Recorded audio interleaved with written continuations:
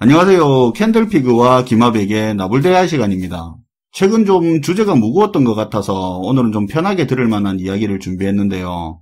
12년 전에 투자시장에서 한때 엄청난 관심을 받던 사람이었는데 최근 12월 들어서 이 사람이 또 주목을 받기 시작했는데요. 이미 아시는 분들은 아실 텐데 마이클 버리라는 사람입니다. 보통 투자 쪽에서 유명한 사람들은 여기저기 활동폭도 넓고 깔끔하게 빼입고 다니는데 이 사람은 사무실에서 신발도 안 신고 반바지에 티셔츠 차림으로 다니고 사람들과도 잘 안 어울리는 외골수 스타일이라고 하는데요. 좀 특이하죠. 그래서 오늘은 마이클 버리라는 사람에 대해서 그리고 왜 최근에 주목을 받는지도 한번 알아보도록 하겠습니다. 반갑습니다. 김하백님. 네, 안녕하세요. 오늘은 일반 보통의 레지던트 의사에서 단 9년 만에 수천억 대의 자산가로 성공한 한 투자자의 성공 신화에 대해서 소개해 볼 텐데요. 이름은 앞에서 소개한 마이클 버리라는 인물로 현재 나이는 50세로 지금은 펀드 매니저로 활동하고 있는 미국인입니다. 그런데 사실 이 사람의 이력이 조금 특이한 게 지금은 거대한 자산가인데 원래 직업이 의사였던 점이 조금 특이한 점이에요. 아, 금융 쪽 정통파가 아니네요. 네, 원래는 의사 쪽 일을 했으니까 정통파보다는 조금 늦은 나이에 금융계에 진출했다고 볼 수 있는데요. 실제로도 UCLA의 의대를 졸업한 마이클 버리는 이후에는 스탠퍼드의 의학 전문 대학원에 들어가서 신경학과 레지던트로서 일을 시작하게 됐습니다. 그런데 평소 마이클 버리가 돈 굴린 쪽에 관심이 많다 보니까 평상시에도 일이 없는 중간중간에는 취미생활 겸 해서 짬짬이로 주식 투자를 많이 하게 되는데요. 그리고 일이 끝난 다음에는 집에 혼자 와서 투자기업들의 재무 분석을 취미삼아 즐겨했다고 알려지고 있습니다. 취미로 재무 분석을 했다고요? 네, 주식 투자와 투자 분석을 취미삼아 즐겨했다고 하는데요. 그러니까 처음에는 일종의 취미생활로 이런 투자 관련 쪽의 일을 시작하게 된 겁니다. 그런데 1996년부터는 자신이 분석한 이런 자료들을 본격적으로 인터넷의 투자 게시판에 공유하기 시작하는데요. 때로는 자신이 분석한 기업 분석 자료도 올리고 간혹 자신의 투자 수익률도 같이 올리면서 일종의 사이버에 존재하는 투자 분석가로 활동을 시작하게 된 겁니다. 예를 들면 우리로 치자면 예전에 팍스넷 같은 그런 사이트에다가 제가 분석한 투자 정보하고 투자 수익률을 게시판에 공유하는 것 같은 그런 행동을 한 거예요. 아, 추억의 팍스넷. 대학교 때 멋모를 때 많이 봤었죠. 지금도 있습니까? 네, 지금 보니까 있기는 하던데 예전하고는 많이 바뀐 것 같더라고요. 아무튼 당시에 마이클 버리가 올린 자료가 꽤나 괜찮았는지 그가 올린 자료에 좋은 리플도 많이 달리면서 나름 인지도도 쌓이게 되고 유명세를 타기 시작하게 되는데요. 그리고 어느 순간에는 자신의 과도한 취미생활인 주식 투자로 인해서 수술실에서 졸고 있는 자신의 모습을 발견하게 됩니다. 그러자 2000년에 들어서 마이클 버리는 자신의 의사생활을 접고 이제는 본격적으로 사이언 캐피탈이라는 투자회사를 세워 운영하게 됐어요. 그리고 그렇게 자신의 투자회사를 운영하던 중에 갑자기 2005년도에 들어서 뭔가 이상하게 돌아가는 걸 느끼게 되는데요. 가만히 보니까 집값은 계속 올라가고 있는데 이상하게 빈집들이 조금씩 자꾸 늘어나는 걸 눈치채게 됩니다. 그래서 이 부분을 파보기 시작하다가 주택시장이 버블이 심하다는 결론을 내리고 이제 미국 부동산 시장이 폭락하는데 베팅을 하게 되는 겁니다. 근데 하락하는 데다가 어떻게 투자를 한다는 거죠? 쉽게 보험처럼 생각하면 쉬울 것 같은데요. 예를 들어 옆집에 생활하는 거 보니까 분명히 불 한번 크게 날 것 같아서 옆집에 화재보험을 제가 드는 겁니다. 그리고 그 보험의 수익자도 저한테로 해놓는 건데요. 어쨌든 내가 불 낸 게 아니더라도 그 집에 불만 나면 제가 수익을 받는 구조예요. 대신에 불이 안 났을 때 보험료만 제가 계속 지불하게 되는 거죠. 그렇게 하니까 이해하기는 좀 쉽네요. 아무튼 그런 식으로 버블이 터지는데 베팅한 마이클 버리는 곧장 골드만삭스에 들리게 되는데요. 자신이 충분한 수수료를 부담할 테니까 부도가 나면 수익 나는 구조인 CD에서 상품을 자신에게 팔라고 제안하게 됩니다.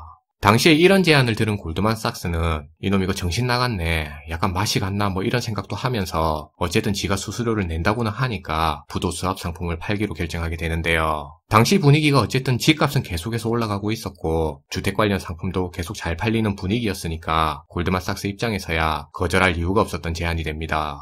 어차피 2005년도 분위기가 그런 거 걱정할 때도 아니고. 그렇죠. 집값도 계속 올라가고 주택 관련 상품도 잘 팔리고 있었으니까 골드만삭스 입장에서야 거저먹는 상황이었어요.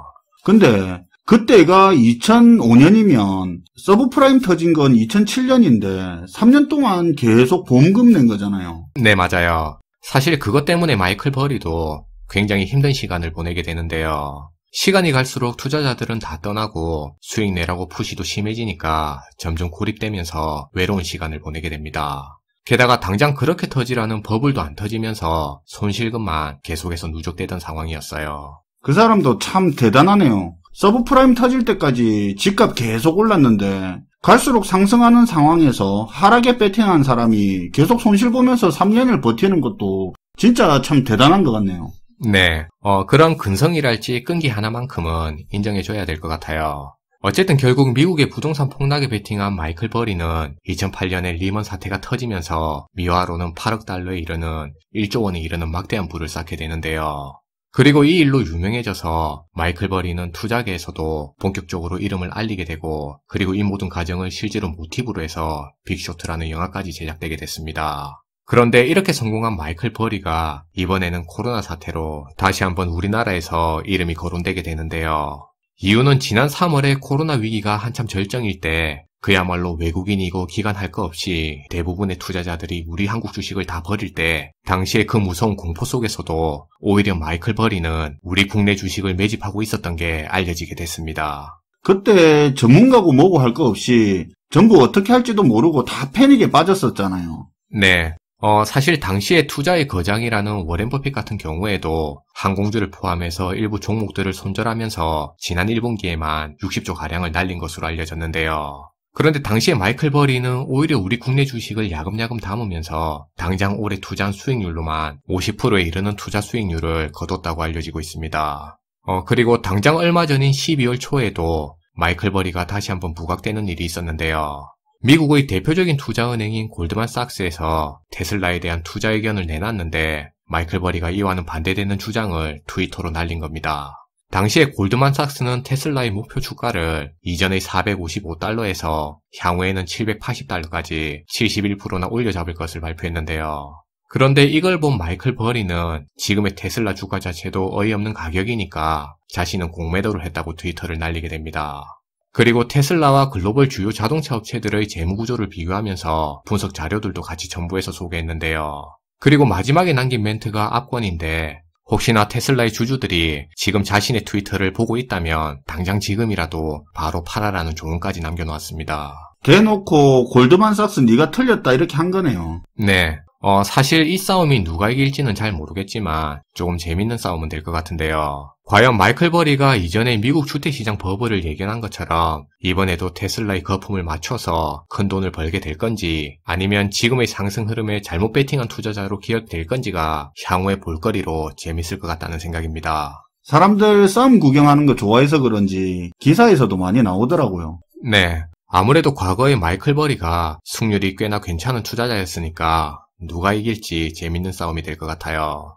오늘은 전직 의사에서 3천억대의 거대 자산가로 성공한 마이클 버리라는 한 투자자에 대해서 소개해봤는데요. 마지막으로 마이클 버리가 한 투자 철학을 소개하면서 오늘 내용을 마무리하면 좋을 것 같습니다. 마이클 버리는 훌륭한 투자자가 되기 위해서는 자신만의 투자 스타일을 구축해야 된다고 얘기했는데요. 물론 워렌 버핏과 같은 투자 방식을 따라할 수도 있겠지만 자신은 다른 스타일이라 자신이 세운 규칙대로만 투자한다고 얘기했습니다. 그리고 훌륭한 투자자가 되는 방법을 가르쳐주는 학교는 없으니까 배움과 모방만으로는 성공적인 투자를 할 수 없다고도 주장했어요. 저는 사실 이 사람이 외골수라 이렇게 할 수 있었던 거 아닌가 하는 생각도 들고, 진짜 제대로 된 투자 실패를 안 겪어서 이렇게 자신 있는 건지 솔직히 잘 모르겠는데, 자기만의 원칙이나 스타일을 구축해야 된다는 말에는 절대적으로 공감을 합니다. 네, 저도 자기만의 투자 원칙을 중요하게 생각하는 편이라 많이 공감 가는 내용인 것 같아요. 네, 오늘도 잘 들었습니다, 김하백님. 네, 감사합니다. 오늘은 마이클 버리에 대한 이야기를 해봤는데요. 이야기를 하고 보니까 약간 마이클 버리를 띄워주는 느낌이 들 수도 있을 것 같다는 생각이 드는데 그런 건 전혀 없고요. 기존에 흔히 보는 유명한 투자자하고는 다른 튀는 사람이고 최근에 관심을 받아서 이야기를 한번 해봤습니다. 시청해주셔서 감사하고요. 지금까지 나불대화 시간이었습니다.